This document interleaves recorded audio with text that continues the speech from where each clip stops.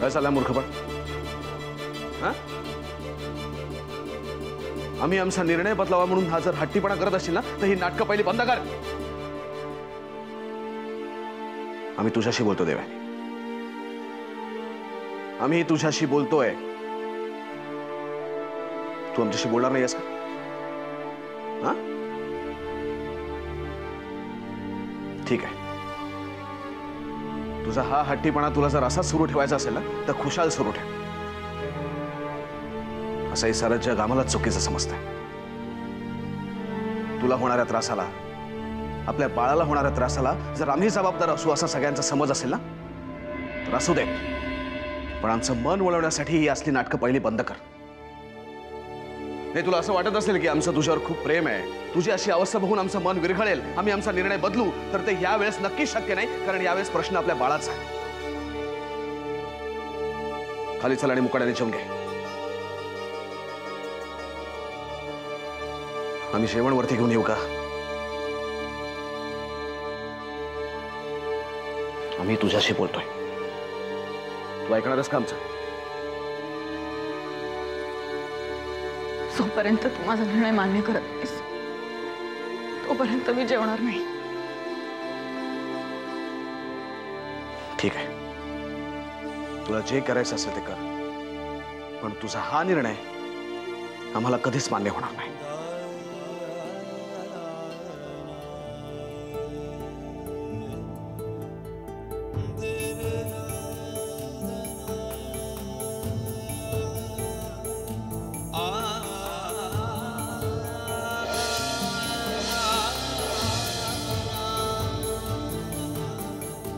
काकू, काय ग? काकू प्रसाद घ्या. प्रसाद? हा. थांब थांब बाई, प्रसाद घेऊ दे. हं. दे. पण कसला प्रसाद? अहो देऊसाठी नवस बोलले होते ना देवीला. आता देऊ छान बरी झाली आहे. नवस फेडायला गेले होते दर्शनाला. त्याचा हो? प्रसाद. बरं, मग उद्या आठवणीनं माझ्यासाठी पेढे घेऊन ये. आणीन की पेढे, पण आता कसले पेढे? कसले? आजी कोण झालं? नातवाचे पेढे नको? झाले नाही अजून. अहो त्यांना अवकाश आहे खूप अजून. दिवस कसे भुरकन उडून जातील तुला कळणार पण नाही. मग हातात नातू घेऊन अडगुलं मडगुलं सोन्याचं कडगुलं आणि टीट लावताना मी काय म्हणते त्याची आठवण येईल. अगं किती छान दिसेस असताना. किती दिवसांनी तुझं असं मनमोकळं हसू पाहिलं मी. मग हो, आपली मुलं समाधानात असली ना म्हणजे प्रत्येक आईला असं सुख वाटतं.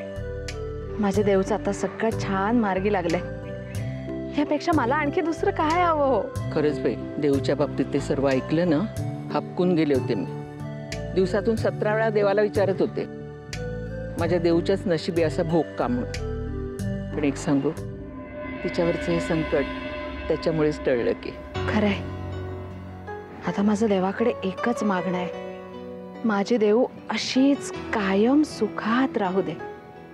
आता कुठलंही संकट तिच्या वाऱ्याला सुद्धा फिरकता कामा नये. बस.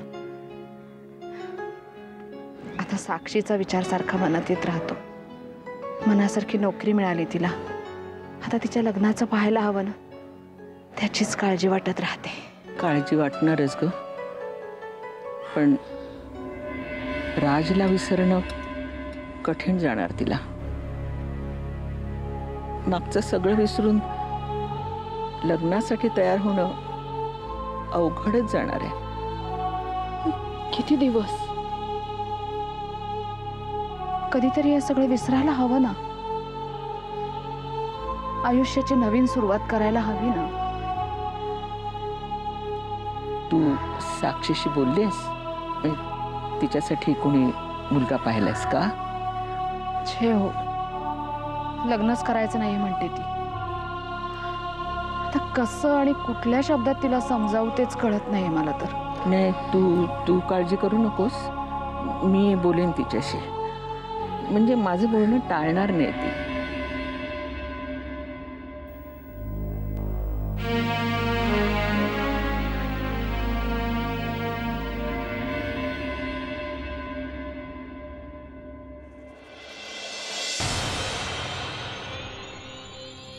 आम्हाला आनंद झाला. खूप बरं वाटलं. कुठल्या तरी विषयावर का होईना पण आपलं एकमत तर झालं. आम्हाला हे मूल नकोच आहे. कुणाच्याही उपकारांचं ओझं आम्हाला नकोय. तुम्ही साईमानाही सांगा, आम्हाला हे मूल नकोय आणि देवयानीला आग्रहही करू नका.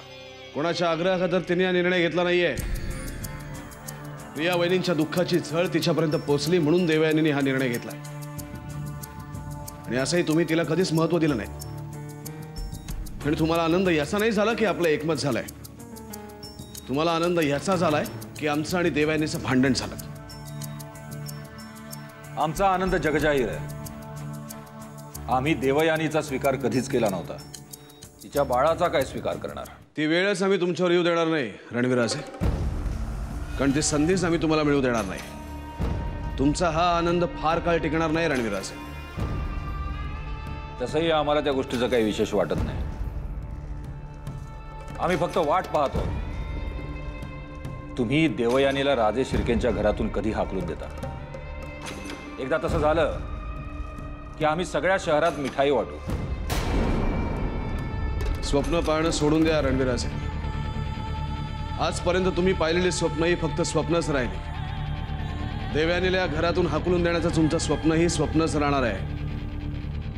आम्ही देवयानीवर जीवापाड प्रेम करतो आणि ज्या व्यक्तीवर आम्ही प्रेम करतो तिला आमच्या नजरेपासून कोणीही दूर करू शकत नाही आणि ते आम्ही खपून घेणार नाही. होईल होईल. आत्तापर्यंत एवढं झालंय तर उद्या आमच्या मनासारखंच होईल. आम्हालाही पाहायचंय कोण कुणापासून दूर जाते ते. आणि अशा वेळेस तुम्ही काय कराल तेही.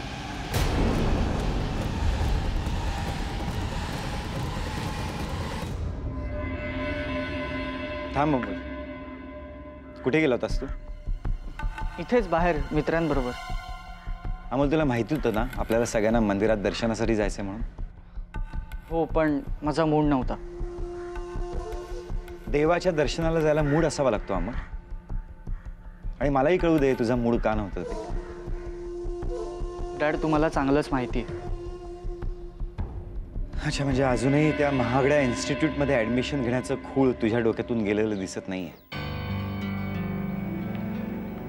हे बघा डॅड, मॅनेजमेंट करणं हे माझं स्वप्न आहे आणि प्लीज तुम्ही त्याकरता मला अपोज नका ना करू. मी अपोज करतच नाही अमोल. मी फक्त एवढंच म्हणतोय की ती इन्स्टिट्यूट नको. तुला मॅनेजमेंटचं शिक्षण घ्यायचंय ना, घे ना, जरूर घे.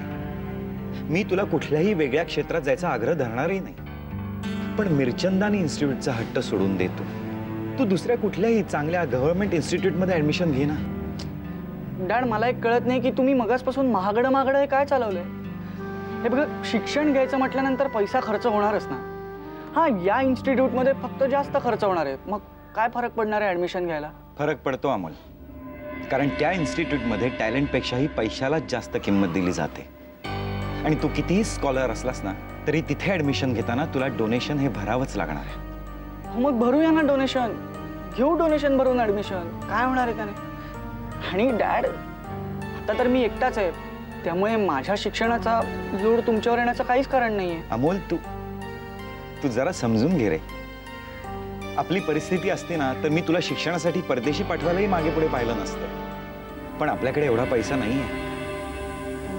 डॅड, आपण एक काम करू. तुम्हाला एक आयडिया देतो. तुम्ही लोन घ्या, म्हणजे माझं मॅनेजमेंटचं शिक्षण कंप्लीट झाल्यानंतर मला जॉब लागेल आणि तो लागल्यानंतर 5-6 महिन्यात मी तुमचं लोन फेडून टाकीन ना. काय प्रॉब्लेम आहे? तुझी आयडिया चांगली आहे. फक्त पहिली गोष्ट म्हणजे मला एवढं मोठं लोन मिळू शकत नाही. आणि दुसरी महत्त्वाची गोष्ट, तुझं शिक्षण पूर्ण होईल तोपर्यंत कदाचित परिस्थिती बदललेली असू शकते. त्यावेळेस जर का तुला नोकरी नाही मिळाली मग आपण काय करायचं? ठीक, मग सरळ शिक्षण सोडून दे असं सांगा मला.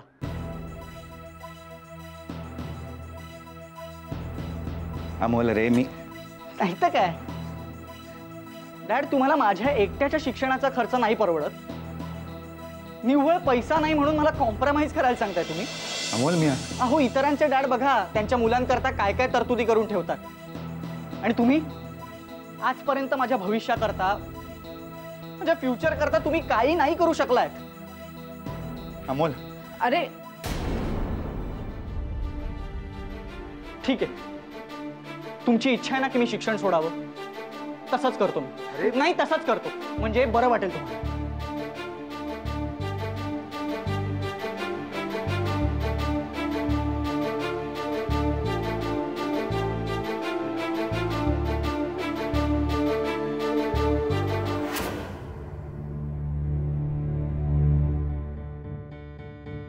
साईमा, आम्हाला देवयानीची खूप काळजी वाटते।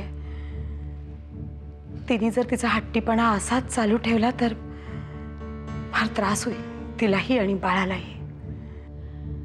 नाही, तिचा हट्ट जरी योग्य नसला ना प्रियदर्शनी, तिचा निर्णय योग्य वाटतो आम्हाला।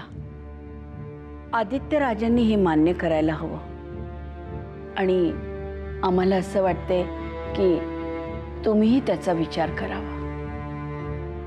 साईमा, आमच्या निर्णयापेक्षा देवयानीच्या प्रकृतीची काळजी घेणं अधिक महत्वाचं वाटतं आम्हाला। कसं वागतेय देव,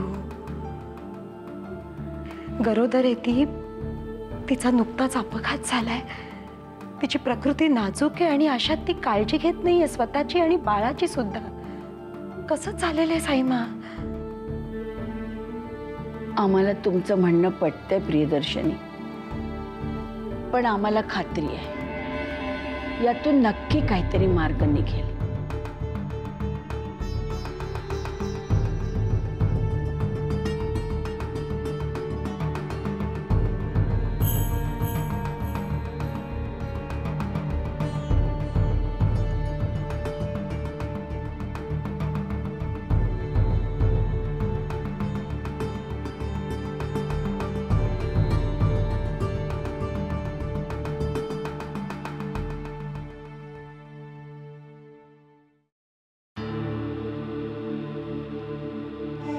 तू ऐकून घेणार असलास तर मला तुझ्याशी बोलायचं होतं।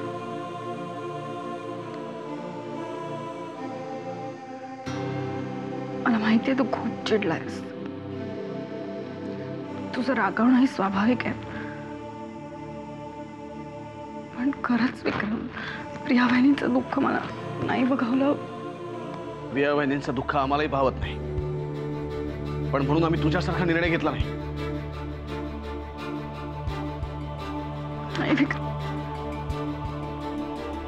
प्रिया बहिणी भरून खूप शांत दिसत असतील, पण त्यांच्या मनात खूप मोठं वादळ सुरू आहे।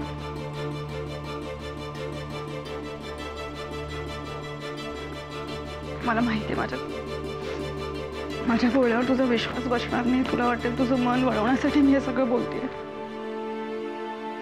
पण सत्य आपल्याला स्वीकारावंच लागणार। कुठलं कुठलं सत्य आम्ही स्वीकारायचं? तू आमच्या बाळाला आमच्यापासून दूर करतेस हे सत्य आम्ही स्वीकारायचं का? आता आमच्या प्रेमाला आमची गरज उरली नाही हे सत्य आम्ही स्वीकारायचं? विक्रम, प्लीज, तू काही बोल, मी सहन करीन, पण आपल्या प्रेमाबद्दल असं बोलू नको। मला खूप वाईट वाटतं।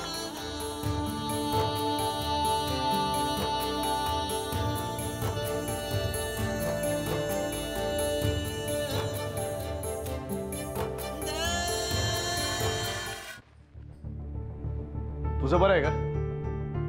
तू बोलून मोकळे झालेस, पण आमचं काय? का आजकाल आमचा विचार सुद्धा तुझ्या मनात येत नाही?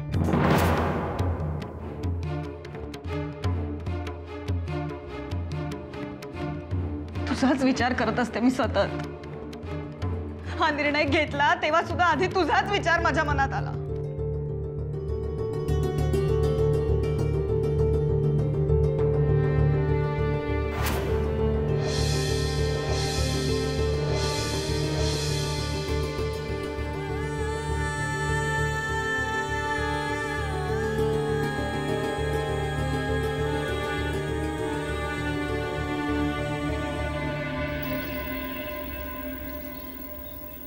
मकरन,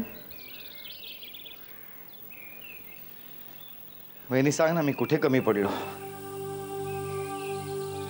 घर सांभाळण्यात, जबाबदाऱ्या पूर्ण करण्यात, घरच्यांची काळजी घेण्यात सांग ना, मी कुठे कमी पडलो? नाही रे, तू नाहीयेस कुठे कमी पडलेला. मग अमोल असा आज का वागला नाही? सांग ना, मी कुठे कमी पडलोय म्हणून आज तो असं?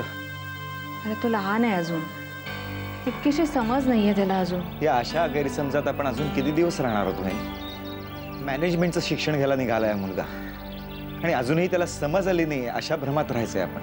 मकरंद, तू शिकवतोस कॉलेजमध्ये. या वयाच्या मुलांचं वागणं बोलणं तू जवळून अनुभवतोस रोज. फार हट्टी असतात रे मुलं या वयात. ते जे ठरवतात ना तेच त्यांना करायचं असतं. त्यांचं मन वळवायचं असेल तर आपल्यालाही हट्टीपणा करून कसं चालेल? समजुतीनेच घ्यायला लागेल रे. मग मी काय वेगळं वागलं बहिणी? इतके दिवस त्याला समजावून सांगण्याचाच प्रयत्न केलाय ना, पण काहीही उपयोग झालेला नाही. या वयातल्या मुलांचं मन वळवणं खरंच खूप कठीण असतं, पण आपण धीर सोडून नाही चालत. त्यांनी काय होणार आहे बहिणी? नाही, खरं तर चूक आमचीच झाली. आम्ही त्याला इतकी वर्ष चांगल्या हॉस्टेलवर ठेवलं. तो मागेल ती गोष्ट वेळच्या वेळी त्याला देत गेलो. त्यामुळे त्याला कधी घरच्या परिस्थितीची जाणीव झालीच नाही ना.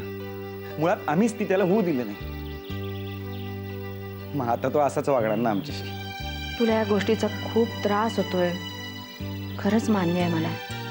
पण ह्याच्यात जसा तुझा दोष नाही ना, तसा त्याचाही दोष नाहीये रे. बाहेरचं वातावरणच इतकं गढूळ झालं ना की या करिअरच्या शर्यतीत सगळ्यांनाच पुढे जायचं असतं आणि तोच ताण त्याच्याकडून तुझ्यावरच्या रागाच्या रूपात व्यक्त झाला. मला कळत नाही काय बहीण, अमोलने आयुष्यात काहीतरी करून दाखवावं. त्याला शिक्षणासाठी बेस्ट युनिव्हर्सिटी, बेस्ट इन्स्टिट्यूटमध्ये ॲडमिशन मिळावी. तो चांगला शिकून मोठा व्हावा हेच आमचंही स्वप्न आहे ना. पण वाईट याचं वाटतं वहिनी की आम्ही त्याच्या भल्याचा विचार करत नाही असा त्यांनी ग्रह करून घेतलाय. मकरंद, माझं एक ऐकशील? त्याच्या प्रत्येक शब्दाचा इतका खोलवर विचार नको करूस या घडीला. खरंच.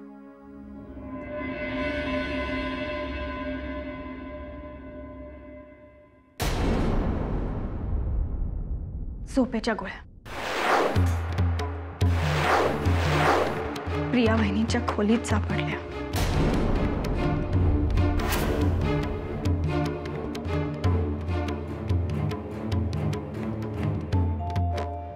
प्रिया वहिनींच्या खोलीत या गोळ्या कशासाठी? माहित नाही, पण त्याचं एकंदरीतलं वागणं बघून ह्या गोळ्या त्यांच्याकडे सापडल्यानंतर मी काय विचार करायला हवा होता. प्रिया वहिनी इतका टोकाचा विचार करत असेल असं कधी विचारही केला नव्हता. त्यांची मनस्थिती एवढी खराब आहे, पण कशासाठी? का? प्रत्येक स्त्रीचं स्वप्न असतं आई होण्याचं. त्याशिवाय तिचं स्त्रीत्व पूर्ण नाही होत. प्रिया वहिनी कधीच आई होऊ शकणार नाही त्याची त्यांना खात्री आहे आणि म्हणूनच त्यांची घुसमट होते. त्या त्यांचं मनही मोकळं करू शकत नाहीत. भैयासाहेबांशी त्या काहीच बोलू शकत नाही, तुलाही माहिती. म्हणूनच त्यांचा एकटेपणा मला दूर करायचा होता. तुझ्यावर माझा विश्वास होता रे, म्हणूनच तुला विचारण्याआधी त्यांना सावरणं मला जास्त महत्वाचं वाटलं. म्हणून हा पर्याय नाही देवयानी. तू दुसरा कुठलाही पर्याय निवडला असतास तरी चाललं असतं, पण हा नाही. नाही विक्रम, दुसरा कोणताच पर्याय नाहीये.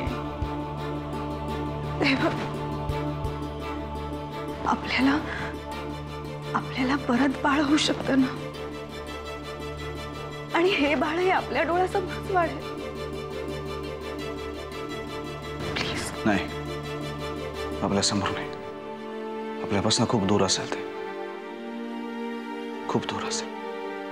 आपल्या समोर असून सुद्धा आपल्यापासून खूप दूर असेल, कारण त्याच्या समोर आम्ही त्याचा बाप म्हणून कधीच जाऊ शकणार नाही आणि आम्हाला नाही सहन होणार आहे.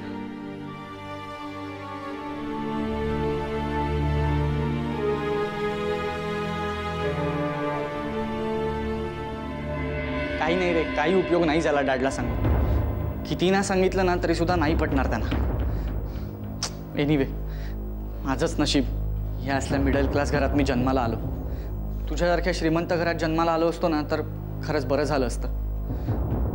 एनिवे, मला म्हणजे तुला असं विचारायचं आहे की तू भरशील का माझे पैसे? हां, म्हणजे मी पार्ट टाईम जॉब करीन आणि तुझे पैसे परत करीन.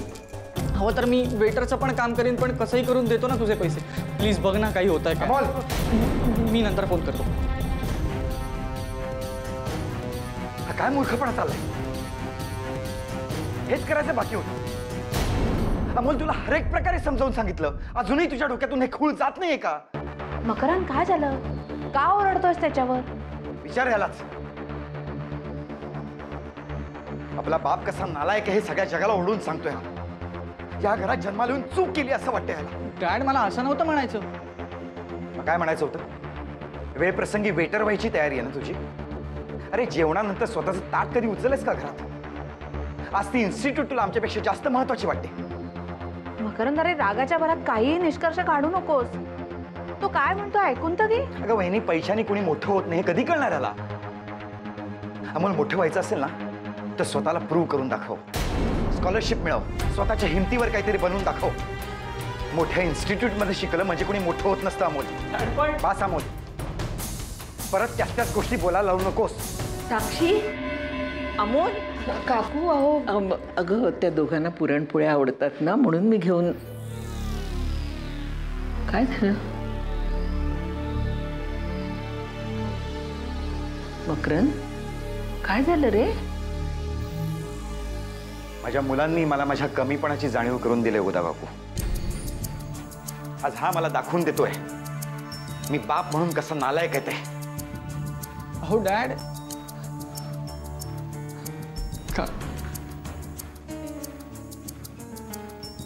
ए बाबा, काय झालं?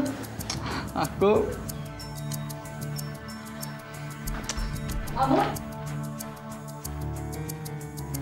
काय हो? म्हणजे मकरंद एवढं चिडून का गेला? काय झालं? काकू, आतापर्यंत मी कधी बोलले नव्हते, पण ह्या सगळ्यात खरी चूक अभिलाषाचीच आहे. तिने जर मुलांवर वेळीच चांगले संस्कार केले असते, त्यांना वस्तुस्थितीची जाणीव करून दिली असती, तर आज ही वेळ आली नसती. हो, पैशावरून काही झालं का? अमोलला ज्या इन्स्टिट्यूटमध्ये ॲडमिशन घ्यायची आहे तिथे लाखो रुपये भरायला लागणार आहे. तर एवढे पैसे मकरंद कुठून आणणार आहे? अगं मग अमोलला तसं सांगायचं. सगळं सांगून झालं, त्याची काही समजूतच पटत नाही. ठीक आहे, मग मी त्याला सांगून बघते. हां,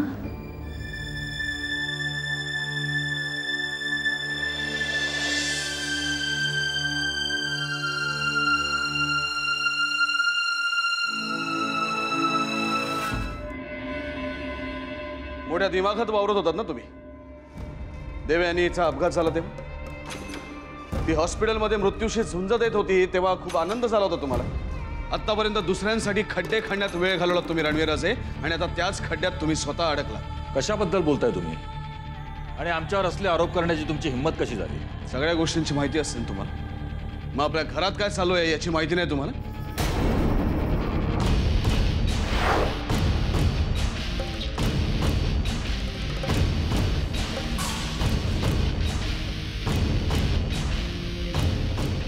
काय प्रकार आहे?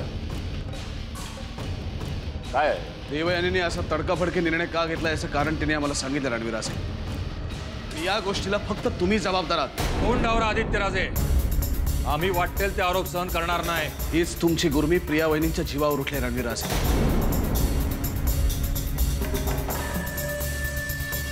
हे झोपेच्या गोळ्यांची बाटली देवयानीला प्रिया वहिनींच्या खोलीत सापडली. प्रिया वहिनी कुठल्या दडपणाखाली कुठल्या दुःखात जगतात याची साधी कल्पना नाही तुम्हाला? खोटं बोलताय तुम्ही. प्रियदर्शनी असं काही करणं शक्य नाही.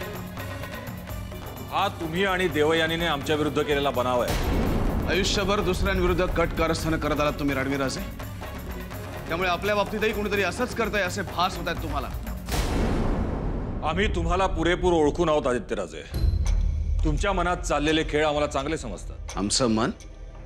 तुम्हाला तुमच्या बायकोचं मन ओळखता आलं नाही रणवीर राजे. तुम्ही आमचं मन काय ओळखणार?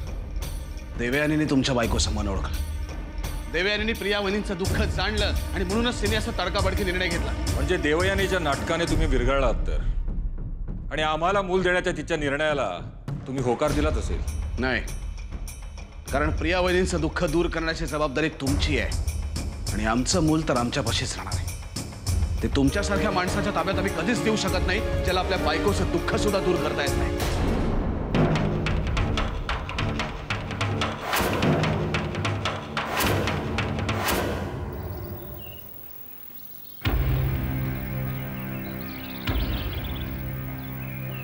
अरे तू इथं काय करतोस? चल ना आज. नाही, मला नाही यायचं, मी इथेच बरं आहे. ए बाळा,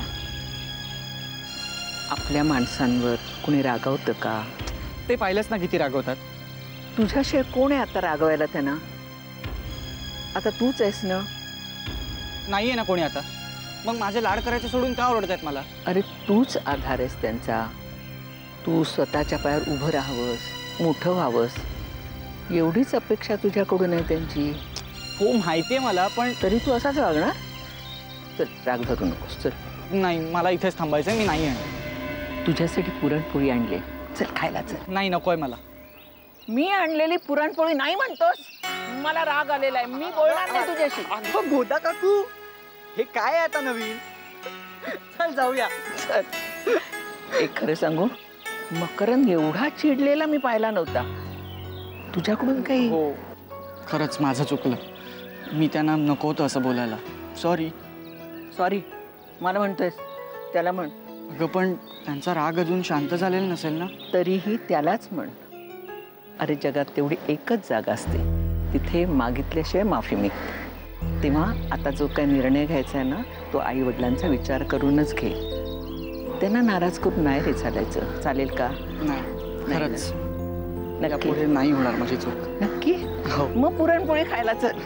किती आणल्यास? मी साक्षीला अजिबात देणार नाही, नाही तर मला खायला नाही मिळेल. सर्वांना पुरून उरतील एवढ्या आणलेले आहे. चला.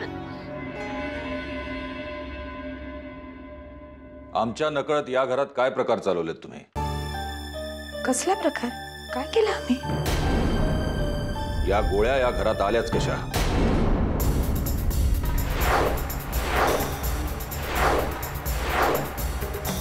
ही बाटली कुठे मिळाली आपल्याला? तुमच्या प्रश्नांपेक्षा आम्ही काय विचारतो त्याचं उत्तर द्या. तुम्ही समजताय ना रणवीर राजे, तसं काही एक घडलेलं नाही. मग काय घडायची वाट पाहू आम्ही? या घरात आम्हाला कमी लेखायची एकही संधी सोडत नाही ती देवयानी, आणि तुम्ही तिच्यासमोर असले प्रकार करून तिला साथ देताय. म्हणजे ही बाटली देवयानीला सापडली? चूक झाली आमच्यात. कबूल करतो आम्ही, आमचं मन कमकुवत झालं होतं, दुबळं झालं होतं, पण आमच्या हातून कुठलीही चूक घडली नाही. वेळीच सावरलं आम्ही स्वतःला. नशीब आमचं तुम्हाला तेवढं तरी समजतं. तुम्ही स्वतःला सावरलत ते योग्यच केलंत. तुम्ही असला वेडेपणा करून स्वतःची सुटका करून घेतली असती, पण आमच्या घराण्याची अब्रू धुळीला मिळवली असती. म्हणजे तुम्हाला आमच्या जीवाची काहीच पर्वा नाही?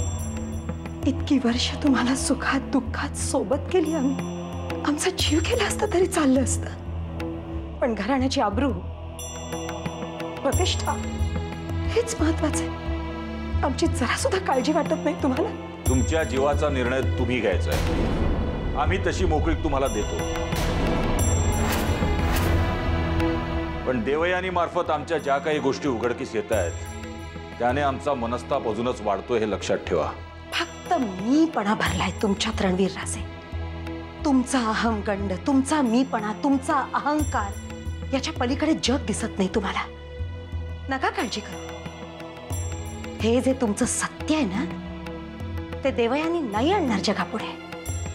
चांगले ओळखतो आम्ही तिला, त्यामुळे तिच्याबद्दल कुठलाही पूर्वाग्रह दूषित करून घेण्याची आपल्याला काही गरज नाही. ती कसं वागते ते आम्हाला चांगलंच ठाऊक आहे. आधी नताशामुळे या घरात हंगामा झाला, मग आमच्याविषयी तिला माहिती मिळाली. तुम्ही गरोदर नाही हे घरातल्या सगळ्यांना कळलं, आणि आता आपलं बळ ती तुम्हाला देते. यातनं काय साध्य करायचंय तिला? या घरात तिचा स्वीकार व्हावा म्हणून खूप धडपड केली तिने, आणि या घरात आम्हाला चुकीचं दाखवायची एकही संधी ती सोडत नाहीये. एकदा फक्त देवयानीचा विचार करून बघा रणवीर राजे. फार चांगली मुलगी आहे ती, गुणी आहे, मोठ्या मनाची. तुम्ही जरा मन मोठं करून तिचा विचार तर करून बघा. मग असं समजा आम्हाला चांगला विचारच करता येत नाही. तुम्हाला तसा विचार करता येत असेल तर डोकं जागेवर ठेवून विचार करा आणि असले प्रकार घडण्यापासून वेळीच थांबवा. आणि सगळ्यात महत्त्वाचं म्हणजे तुमची आणि देवयानीची जी काही नाटकं चालली आहेत ना ती वेळीच बंद करा. आम्हाला या गोष्टीचा फार मनस्ताप व्हायला लागलाय.